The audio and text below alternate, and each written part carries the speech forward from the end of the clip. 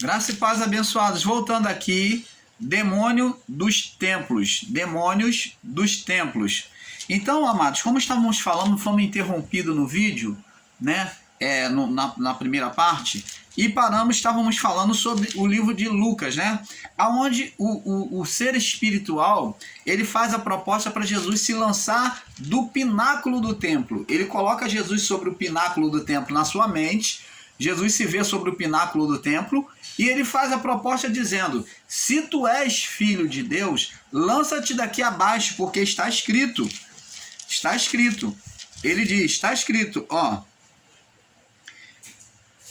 mandarás os seus anjos, verso 10, acerca de ti, que te guardem e que te sustentam nas tuas mãos, para que nunca tropece com o teu pé em alguma pedra.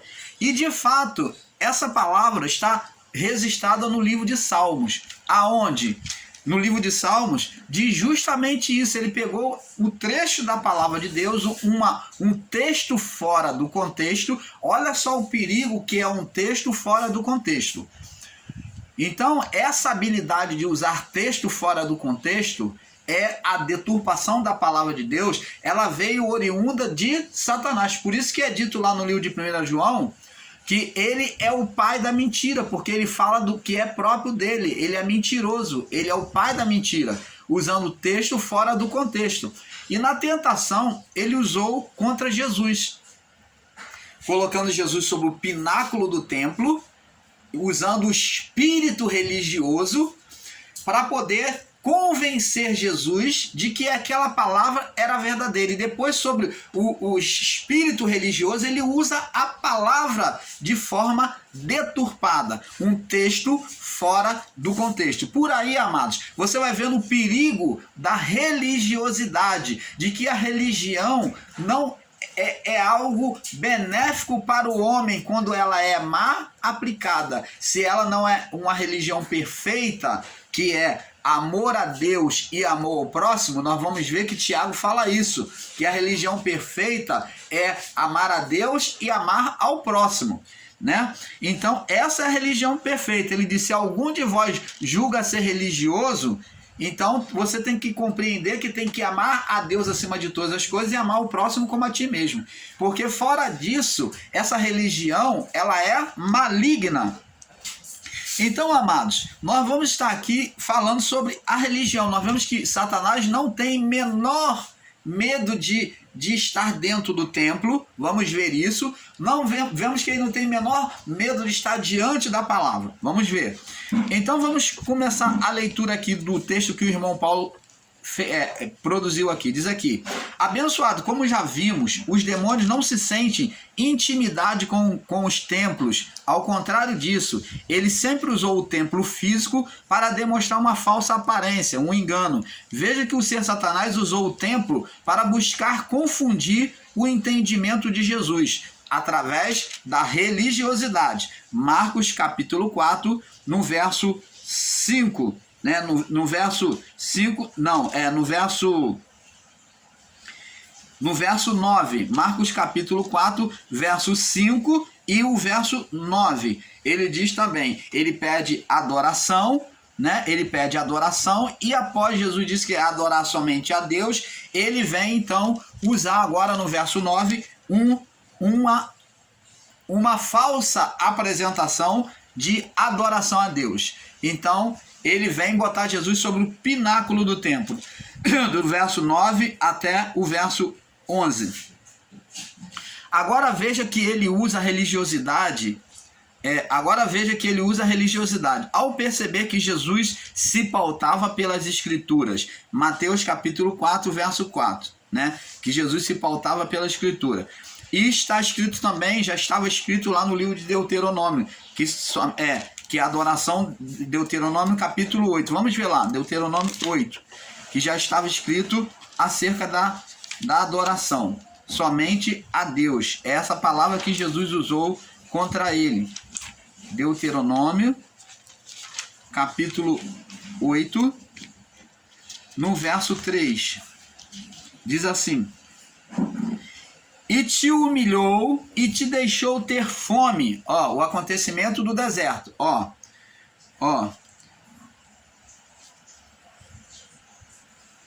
Vamos ler do verso 1 em diante. Diz assim: todos os mandamentos que hoje te ordeno guardareis, para os cumprir, para que vivais, para que multipliqueis e entreis e possuais a terra que o Senhor jurou a vossos pais.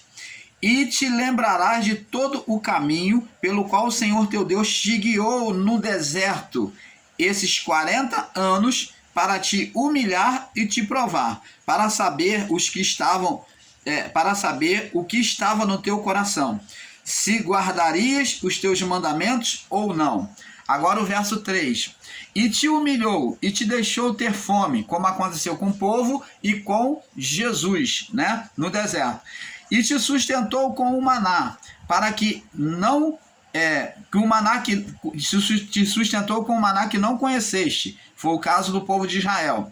E nem os teus pais o conheceram, para te dar a entender que o homem não viverá só de pão, daquilo que é físico, mas de tudo que sai da boca do Senhor viverá o homem. Então, essa palavra que Jesus estava cumprindo lá na cruz, lá no deserto, me perdoe.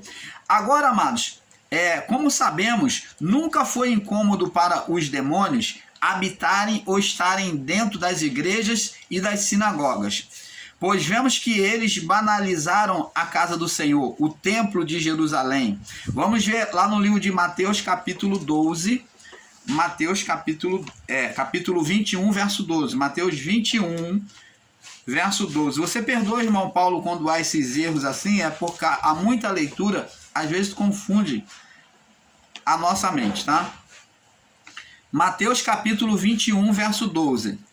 Diz assim: e entrou Jesus no templo de Deus, em Jerusalém, e entrou Jesus no templo de Deus, que era considerado Jerusalém, e expulsou todos os que vendiam e compravam no templo, e derribou as mesas dos cambistas e as cadeiras dos que vendiam pombas. E disse-lhes: está escrito, a minha casa será chamada casa de oração, o templo de Jerusalém, que era considerada a casa de Deus.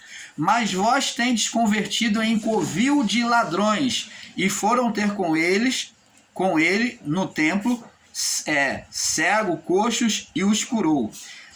E vendo os principais sacerdotes e os escribas as maravilhas que fazia, os meninos e os meninos clamaram no templo: Hosana ao filho de Davi, e indignaram-se. Então, você está vendo, amados, que no templo, o templo de Jerusalém,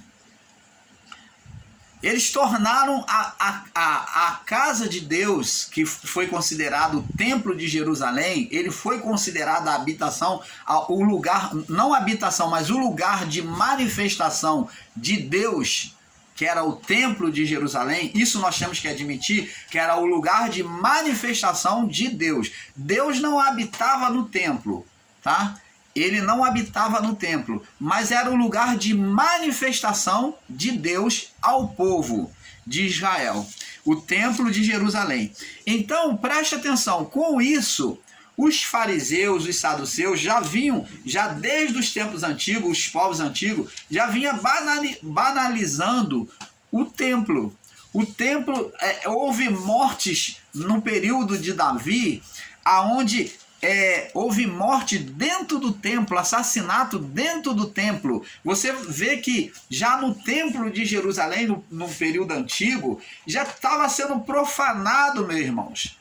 Já estava sendo profanado. O povo israelita, muitos reis, como Roboão, sucessor filho de Salomão, e depois vem vir Jeroboão, né? E assim vai, a linhagem, descendência de Davi, os seus filhos, eles profanam o templo, colocando deuses estranhos no templo de Jerusalém. Olha só a profanação no templo. Daí surgiu morte dentro do templo, assassinato dentro do templo, aconteceram diversas coisas. E chegando esse período aqui de Jesus, já estavam totalmente banalizado o templo, uma falta de reverência, uma falta de respeito à santidade que se manifestava ali, a santidade divina. E Jesus chegou nesse período aqui e eles já vendiam, faziam, eram os vendilhões do templo, usavam os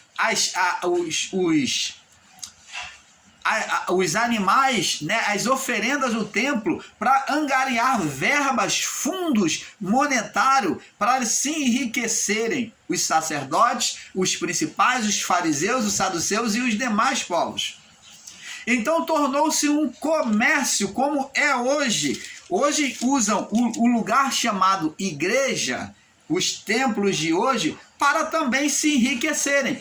A realidade continua a mesma. Os vendilhões dos templos, onde vendem bíblias, vendem livros, né? Diz que você tem que se edificar, de fato tem que se edificar na palavra, mas são vendilhões do templo. Usam o templo físico para enriquecerem. Essas mesmas práticas que existem hoje, né? Pedindo dinheiro em nome de Deus, porque Deus não precisa de dinheiro, vendendo artifícios no templo, como existe aí no sistema religioso que vendem velas, imagens, e dentro das igrejas evangélicas vendem livros, vendem comidas dentro do templo, vendem comida dentro do templo, tem comida, vende fitinha, vende sabonete, vende amuletos, coisas justamente para poder mover a fé, como também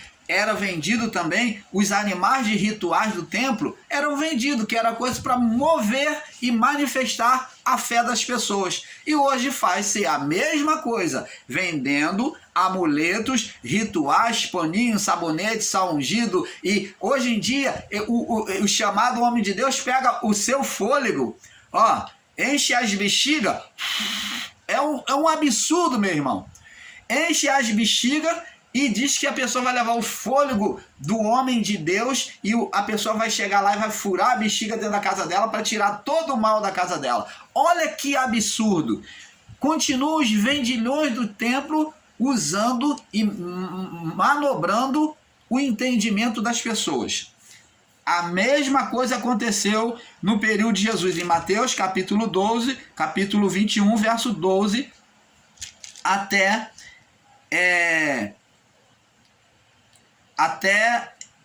o verso 15. Nós vemos isso. Jesus então pegou no chicote e lançou sobre os vendilhões do templo. Então, abençoado, temos que ter esse perfeito entendimento. Nunca foi obstáculo, nunca foi empecilho para os demônios entrarem dentro do templo. Vamos ver aqui agora no livro de João, capítulo 2. João, capítulo 2.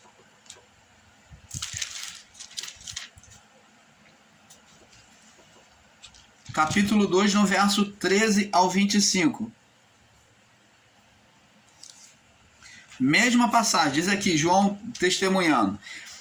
Estava próxima a Páscoa dos judeus, e Jesus subia a Jerusalém, e achou no templo os que vendiam bois, ovelhas, pombas, os cambistas assentados. Por quê?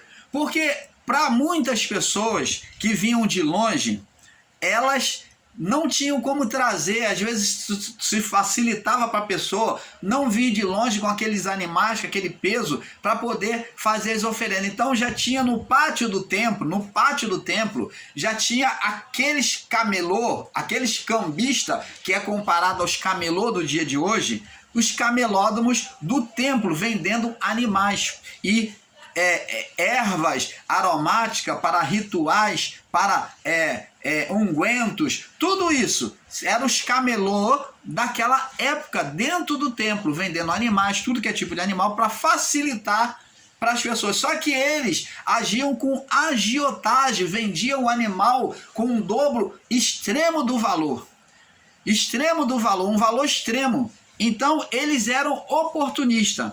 E Jesus diz aqui, tendo feito um açoite, no verso 15, né? João 2, verso 15 agora, diz assim: e tendo feito um açoite, um chicote, lançou todos fora do templo.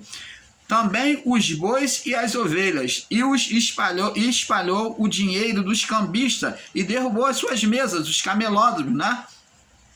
E disse aos que vendiam pombos, tirai estes daqui, esses animais daqui, não façais da casa de meu pai casa de venda. E os seus discípulos lembraram-se do que está escrito: o zelo da tua casa me devorou. Então, você está vendo aqui, amados e abençoados, que havia um total desrespeito por parte dos cambistas, que eram associados aos líderes religiosos que ganhavam a sua propina por deixarem eles vender dentro do templo. Os líderes religiosos principais dos sacerdotes na época, dos fariseus e saduceus, eles e os escribas, eles ganhavam a sua propina, a sua parte, enquanto os camelódromos, eles deixavam os camelódromos vender dentro do templo. E hoje prossegue a mesma coisa dentro do sistema religioso, dentro das igrejas evangélicas, dentro do catolicismo, prossegue a mesma coisa, venda de velas, oração pelos mortos, fitinha, sal grosso. Os evangélicos, os nossos irmãos evangélicos, se deixam ser enganados por esses cambistas, só que hoje não botam lá ao camelódromo, mas eles diante de cima dos seus chamados altares, eles já vendem, fazem proposta de pegar aquele objeto que diz que é ungido. E quando na verdade, meus amados, não passa de uma ignorância. Se existe alguém ungido, essa pessoa ungida somos nós. É aquela mesma pessoa que está ali comprando uma coisa que ela está dando valor a uma coisa externa, quando dentro dela já existe essa unção, já existe esse poder. Ela está sendo cega diante do poder que existe nela mesmo. Esses homens estão sendo cambistas, estão fazendo como mágicos, esses chamados pastores, esses chamados profetas, missionários, eles estão fazendo como o mágico e o ilusionista, que fazem uma proeza diante dos olhos físicos, não deixando as pessoas olhar para o seu interior. Elas estão buscando valores do lado de fora, quando elas já têm um valor do lado de dentro dela mesma. Você está entendendo, amados? O valor já está do lado de dentro, mas eles estão se deixando ir atrás desses ilusionistas, oferecendo uma coisa ilusória apresentado diante dos seus olhos. Então, abençoados, vamos ver agora. Vimos que o templo de Jerusalém foi profanado por diversas vezes, e foi lá que as serpentes fizeram os seus ninhos. Jesus chama agora, ele compara o templo de Jerusalém como ninho de serpentes. Vamos ver lá no livro de Mateus capítulo 3. Mateus capítulo 3. Jesus fala que o templo agora é ninho de serpentes, eles são serpentes. O próprio João Batista diz aqui, vamos ouvir João Batista falando.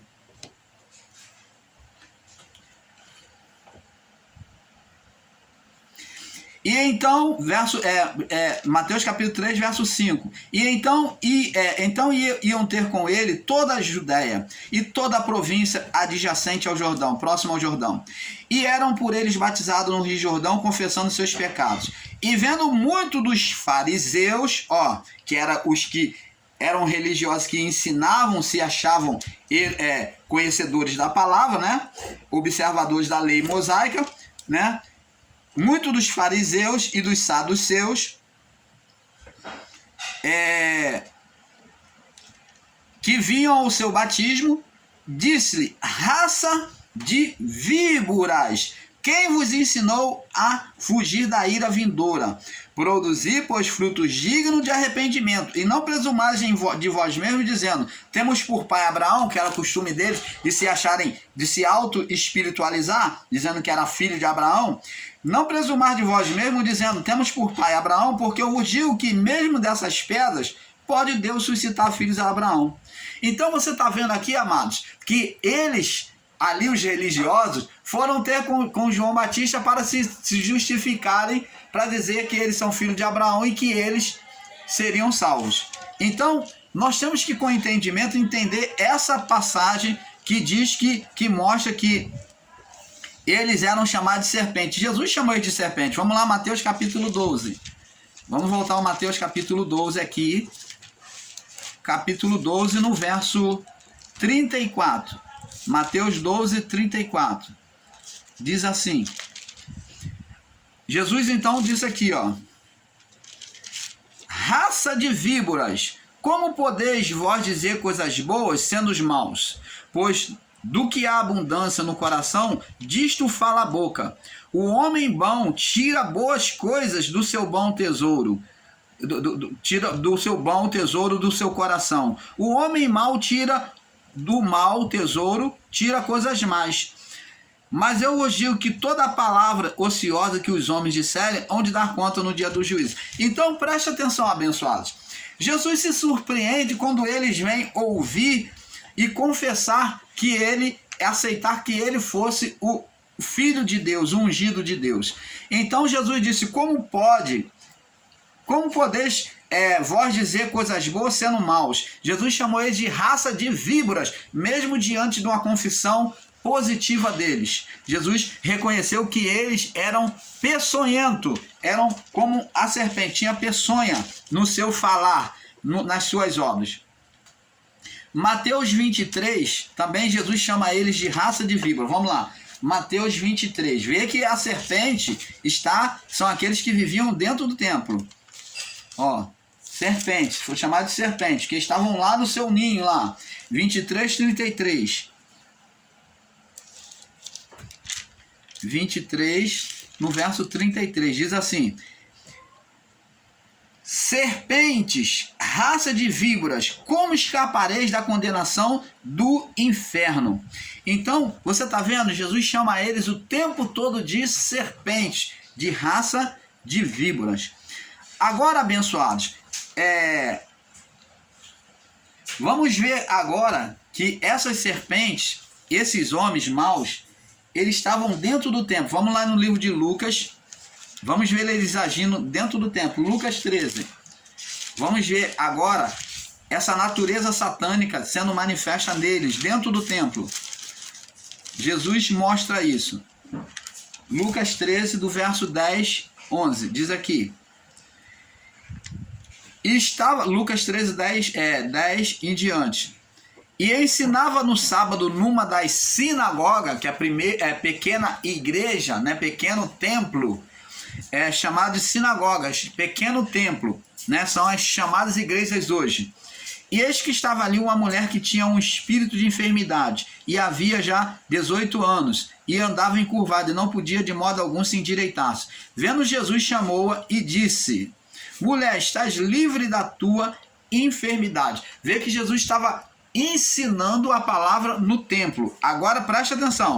E pôs a mão sobre ela, e logo se endireitou e glorificava a Deus. E tomando a palavra, o príncipe da sinagoga, indignado porque Jesus curava no sábado, disse à multidão: olha, dentro de um templo, a pessoa ficar insatisfeita de ver a outra curada, ficar indignado, né? Ficar irado por ver a outra ser curada, é uma ação totalmente maligna no coração deste homem, desse principal da sinagoga.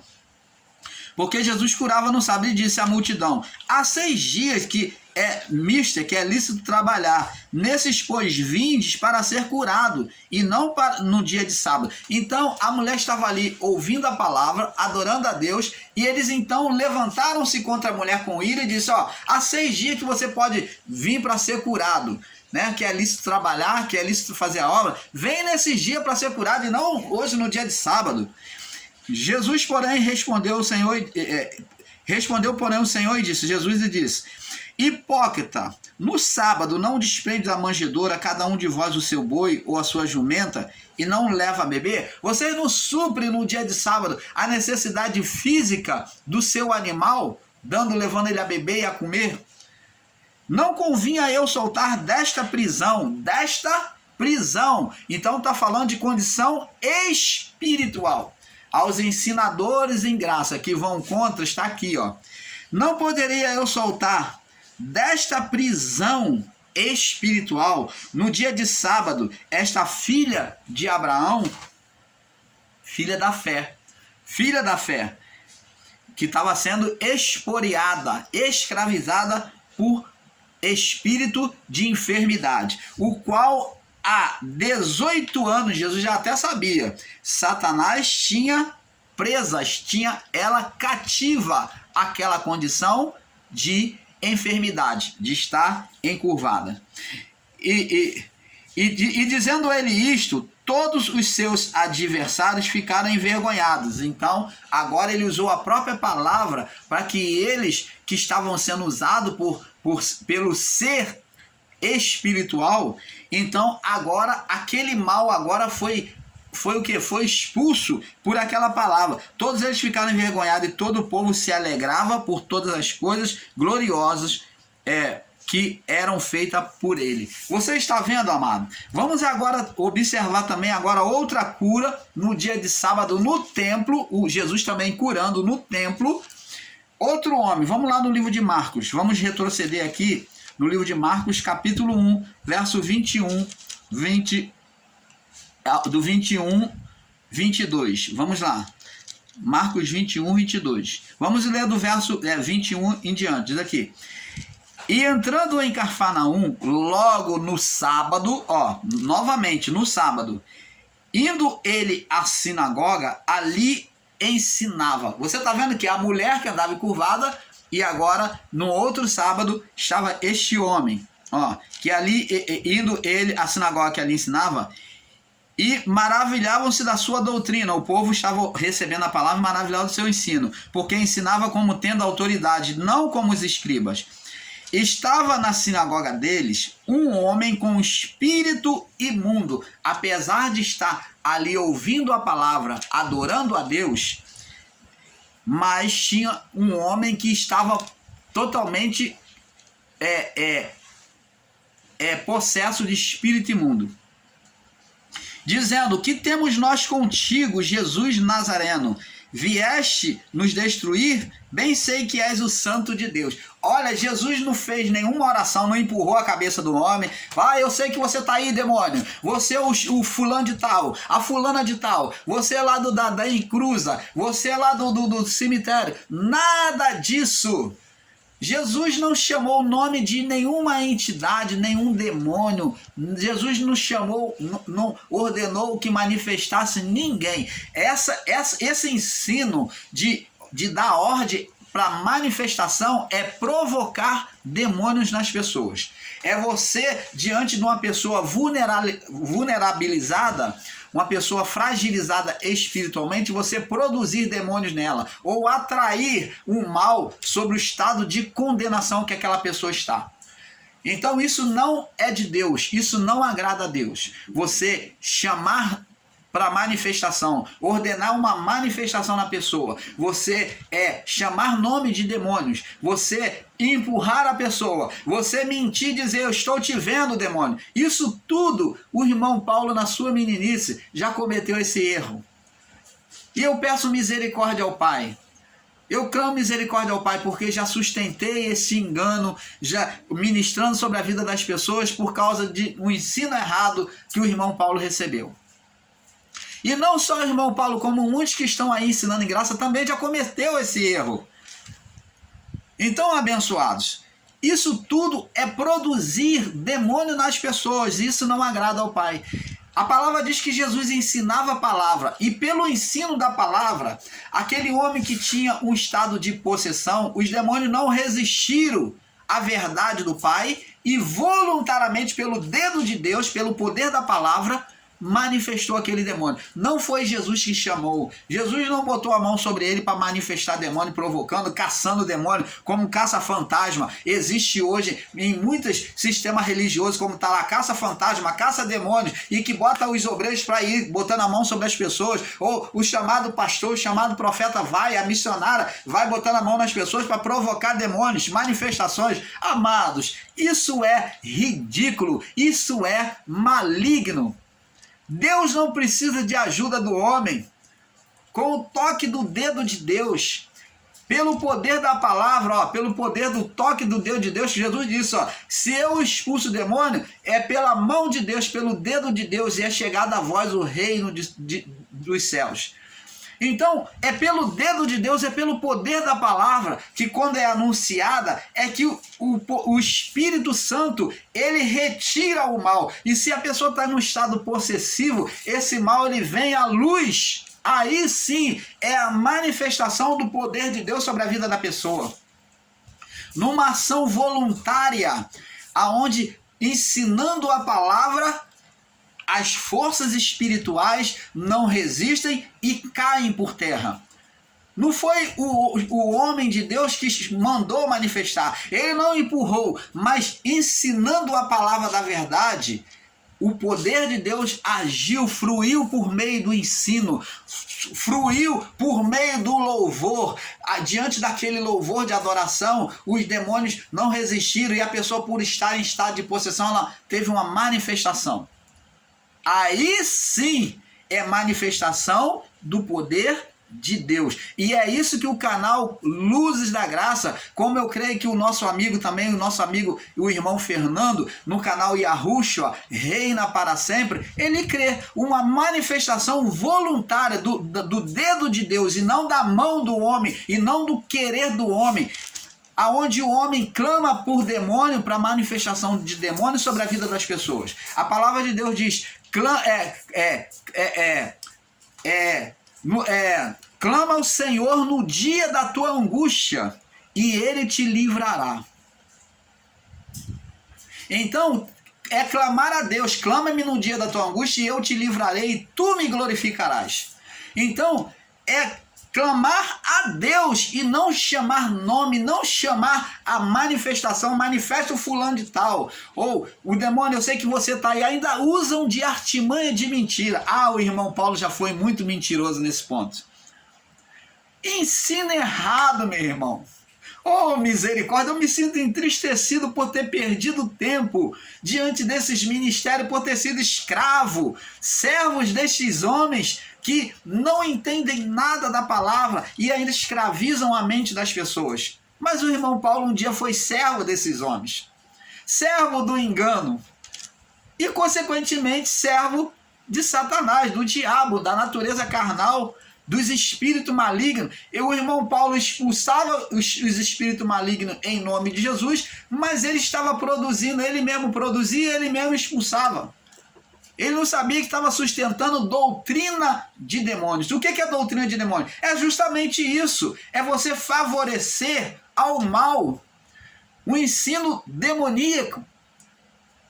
Mas irmão Paulo, mas lá na igreja que eu vou, lá na instituição religiosa que eu vou, lá se prega a palavra da verdade. Prega!